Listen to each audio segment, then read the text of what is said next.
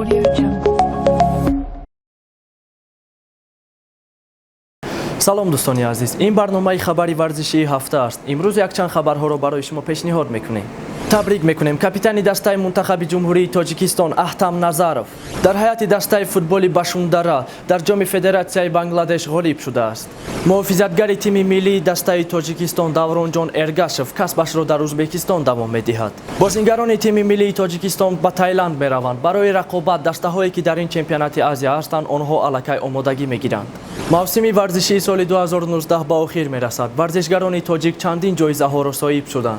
موافق سپوتنیک تاجیکستان کی به بهترین ها داخل شد؟ حالا ما به شما میگوییم.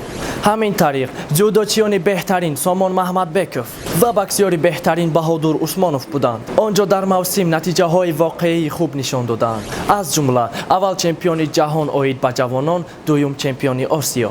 بهترین ورزشگر از دختران گلسنبی شرافووا بود که در سال 2019 در ورزش سبک نشانه خوب نشان داده است. بهترین ورزشگران جوان فیروز میرزا رجبوف و اسلام طالبوف میباشد که در مسابقه قهرمانی آسیا پیروز شدند و در دهگانه ورزشگران بهترین دیگر نفرها هم هستند. شما میتوانید از سپوتنیک تاجیکستان دسترس نمایید. فیودور امیلیاننکو محاربه نوبتی خودش را با کوینتون جکسون گذرانید که این محاربه را قهرمانی روسیه در یکم راوند به آخر رسانید، یعنی با طرز نکاوت جکسون را مغلوب نمود. ارتیم дзюба بهترین فوتبالباز روسیه در سال 2019 انتخاب شد. میونخنسکی باواریا دسته مشهور آلمان در فیسبوک و در اینستاگرام اصلیشان به مخلصان تاجیکستان بودهشان عرض سپاس نمودند و نه همان عکسی که آنها گذاشتند در آنجا با زبان تاجیکی تشکر نوشتند. لیونل مسی و کریستیانو رونالدو در 10 ساله اخیر از 4 کمانده مشهور جهان بسیارتر گل زدند، یعنی یوونتوس، منچستر یونایتد، چلسی و آرسنال برابر این دو بازیگر گل نزدند.